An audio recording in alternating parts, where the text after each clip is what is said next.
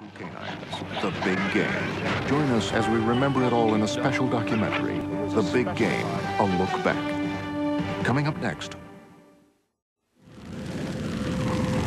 The following is a presentation of Cartoon Network Sports.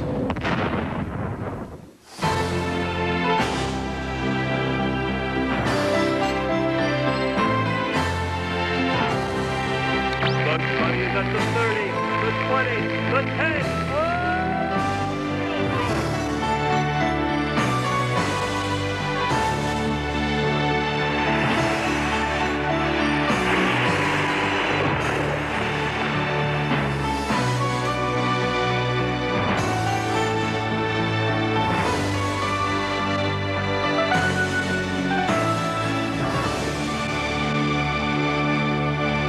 Bugs Bunny, Foghorn Leghorn, Squiddly Diddly, giants of the game in any age. Who could forget the thrill of seeing a young Speedy Gonzales running circles around Sylvester in '52, or the unwanted DePancing of '06, or this thing from the '70s? Moments in time that are indelibly etched on the collective consciousness of fans the world over, in a contest of wills as distinctly American as soccer, with the poetry of bowling and the precision of spin the bottle. A game that I can state without exaggeration is better than all those other sports combined times a billion. I'm talking, of course, about the big game. Hello again, everybody. I'm Jim Huber. Over the years, the big game has seen its fair share of heroes, goats, and blue hound dogs. Tonight, we'll look back at the early days, from its birth in a Mississippi flophouse to the marketing behemoth that is the big game today. If you have ever wondered how it all began, or more to the point, why it ever started in the first place, tonight is your lucky night. We will visit with some of the sharpest minds of our age as we try to understand the pomp, the circumstance, and the future of the big game. So set your VCRs, America. This one's a keeper. Way back in the 1880s, America was just finding its way. Labor was cheap. Labor was abundant. Labor was mostly children. But as the children toiled and slaved away in the collar factories and uranium mines, what were the adults to do? Sobering question, but one that was quickly answered by a man lazing in a Mississippi flophouse one August night, a young man named Dazzy McPete. Dazzy was doodling on old castor oil bottles, creating a stick figure sheep named Sweeney. Then he added a lion, and he knew he had something, and Cartoon Sports was born. And so Dazzy and his brother Abner, with money from his brother's thumb-severing business, formed Stinky Studios in what used to be called New York City. But that business ultimately failed and has nothing at all to do with our story. For at the same time in Los Angeles, leagues were popping up all over.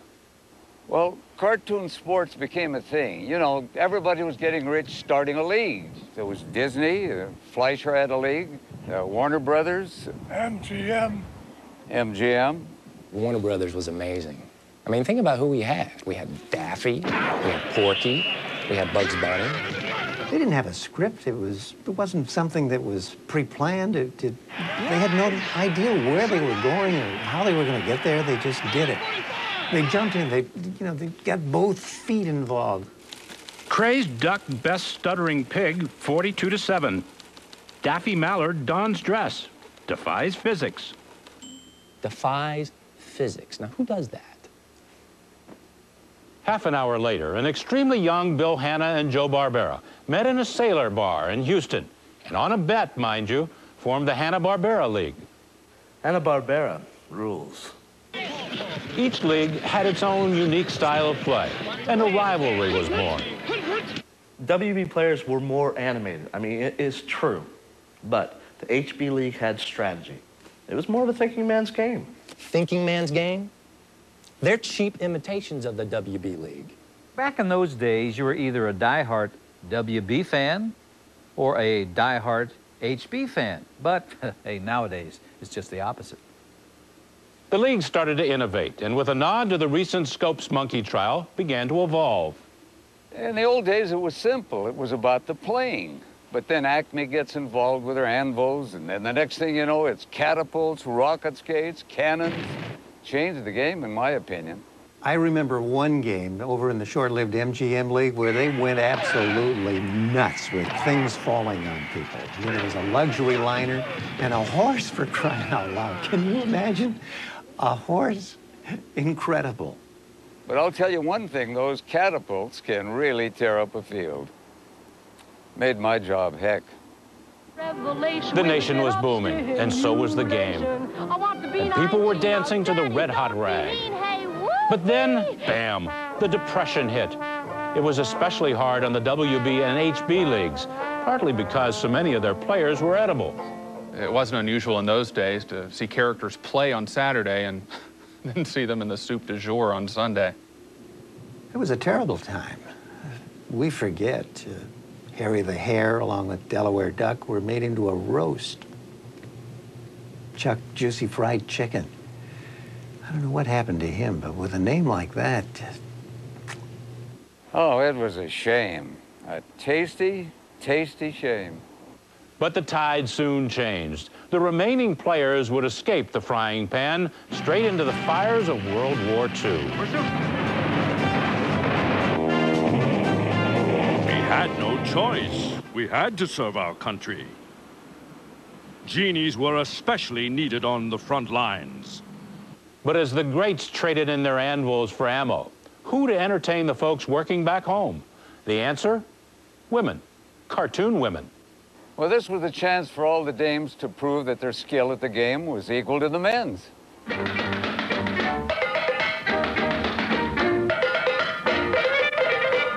Yes, women's liberation took a giant leap forward until the men returned from war, and it promptly took 2 steps back.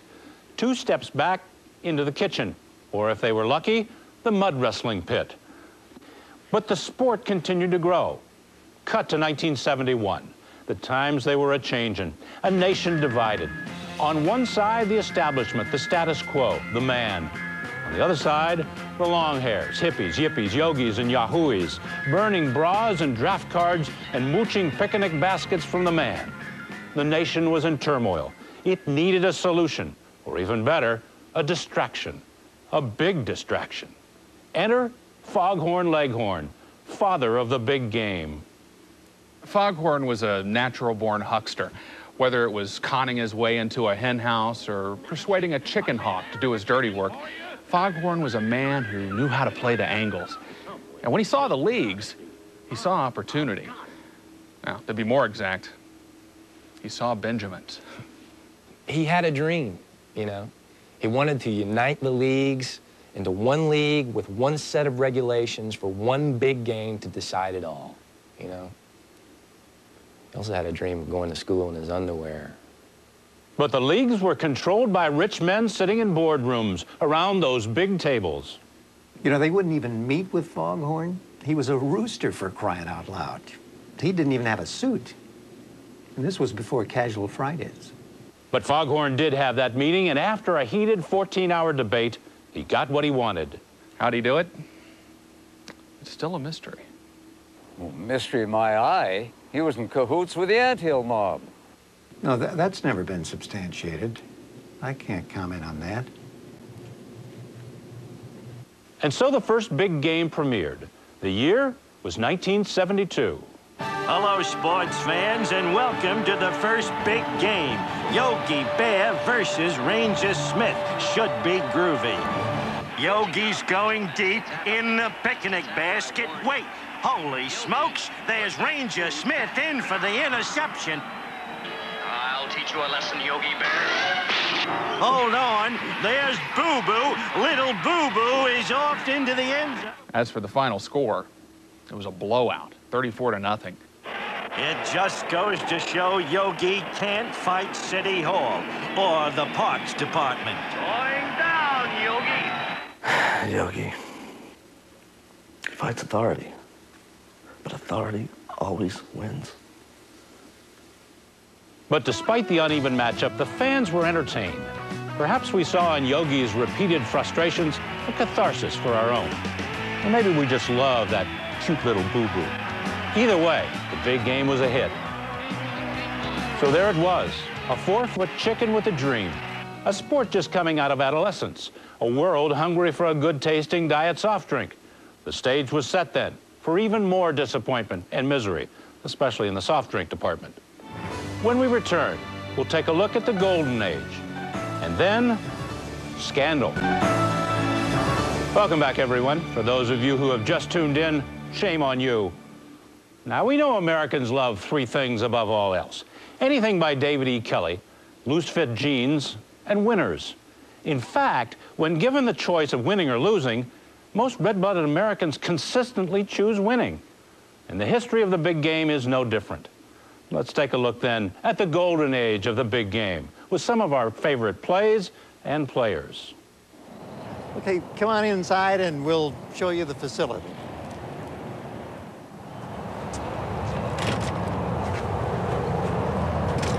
Daffy Duck, inventor of the woo-woo defense.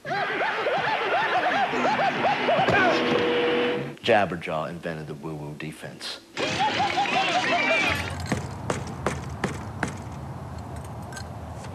Gloop, Gleep, and the Schmoo. The HB is the only place where you find gelatinous players. Most consecutive appearances pantless. Porky Pig. I've got Scooby-Doo and his gang. Droopy Dog. He looks like nothing. Little cute dog. Perhaps the best defensive player of the game. Droopy had actually been known to wait in a lion's stomach for hours just to get the drop on his man. Now that's good D. Droopy always left the locker room spotless, with a nickel tip. He was a class act. Not like that floozy Betty Boop. Most consecutive wins in a season, Bugs Bunny. Most pronoun switching, Bugs Bunny. Who didn't want to be Bugs Bunny when they were a kid? I mean, we were all walking around with carrots in our mouth, you know, going, "What's up, Doc?" You know. But, you know, we never did the drag thing. You know, at least I didn't. His rabbit hole defense was impenetrable. Guy's big. Got his own cologne. That's how big he is. Huge. Big indeed. But the big game also has another icon. An icon that not only changed the game, but changed society and our hearts as well. I'm speaking, of course, about Squidly Diddly. Until that time, there was a 4-appendage limit in the HB and WB leagues. It was a different time. But Squidly was just tearing up the undersea leagues. Squidly Diddly was incredible. All arms and legs, great range. It would make sense that he would break the octopus barrier in the HB league. But in breaking the league's octopus barrier, Squidly endured many insults. They called him Slimy or Eight Legs, and they threw fried calamari at him, but Squidly took it like an octopus. And I think people forget he couldn't even breathe air. He had gills. Squidly played all those games holding his breath. Now, if that's not determination, I don't know what is. He was a phenom, wonderful player. And then off the field, he always gave back to the community. He donated 2 of his tentacles to a sick kid in Wisconsin. Saved his life. That's why he only has 6. Squidly, I love you, man. Keep on rocking in the free world. I'm just glad that Squidly Diddly paved the way for other octopi. You know. Well, actually, Squidly's the only octopus I know of to play the game. But the way is paved. Oh, the way is paved. Oh, yeah, the way is paved, definitely. The way is paved. Squidly Diddly, octopus, pioneer, way paver.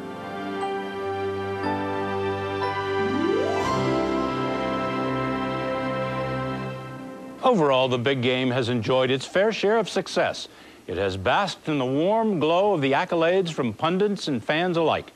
But like many heady young stars, the fame and glory went straight to the head of the big game. And when fame and glory fill your noggin gets big, real big, and big noggins always goeth before a fall. They always goeth. Yeah, first of all, let me say, I love Popeye. You know, Popeye and I go way back, but everybody knew he was on the juice, everybody. Oh, it was a shame, a real shame. Popeye sang about it, for crying out loud. I'm strong to the finish, 'cause I eat my spinach. I'm Popeye the Sailor Man. Popeye's a stand-up guy, but let me tell you something. He was up to 3 cans of spinach a day when I knew him. 3 cans. Long-term effects of too much spinach could be loss of vision, muttering, loss of hair. I am what I am, and that's all what I am. I'm Popeye the Sailor Man. But that wasn't even the half of it. For the dirty little secret of another of the big game's most popular figures was about to be exposed. Well, the signs were there. I mean, all of a sudden, Top Cat starts tipping doormen with real quarters instead of slugs. He even started taking cabs all over the city, for crying out loud. What was going on, of course, was the biggest gambling scandal the sport had ever seen. It's not that big a leap to make. Top Cat was always looking for a get-rich-quick scheme. What can I say? We got greedy. Hey, TC! Say it ain't so, TC! Say it ain't so! Suddenly, Foghorn Leghorn saw all of his hard work, all he had built, begin to crumble. The big game was his baby, and it was being torn apart by its own success. Then in 1980, a rookie ape named Magilla Gorilla was traded for an amount that I can't mention on a family program. I remember when McGilla signed that contract. I mean, it was stupid fat, as the kids would say. It was insane in the membrane, totally la vida loca. You know, and the funny thing is, he never made it to the postseason after signing that deal. Too many bananas, I guess. Owners tried to cap players' salaries by introducing the Magilla Gorilla Clause. The ensuing strike of '81 almost toppled the league and destroyed the big game. Oh, sure, Magilla made a lot, but the owners made even more. And while the big stars were getting the headlines, the rank-and-file players, Hardy Harhart, Buford, and the Galloping Ghost, were getting paid in peanuts. Literally. I know for a fact Peter Potamus was paid in peanuts. Come on, it's not like he's an elephant. But, you know me, I'm pro-union. With their A-list players on strike, along with their B and C-list and the Plumbers Union, the leagues were forced to scrape the bottom of the barrel. But it was going to get worse. Hence the big game of '83, the Trollkins versus Inch-High Private Eye. The Trollkins? Boy, did they stink. The big game of '84, I believe, was some cleanser mascot, Mr. Sanitary, and a sock puppet. Come on, that's not animation, and it's just not the real big game. Another year, they just showed an animated dental film. They billed it as Fluoride versus Plaque. Teddy, did you know that brushing in little circles is better than just up and down? But no amount of brushing could get the bitter taste out of the fans' mouths toward the big game. It would take one heck of a mouthwash, clean, minty, with no medicine in the aftertaste, to rebuild the work that had been undone. Sales were plummeting. The big game had hit rock bottom. There was nowhere to go but up. We'll be back right after these messages.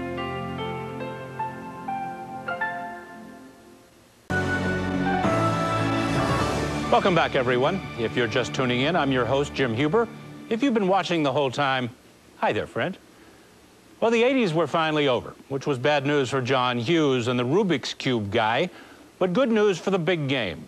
The big game was in danger of becoming irrelevant in the world of sport, putting a real damper on T-shirt and sweatband sales.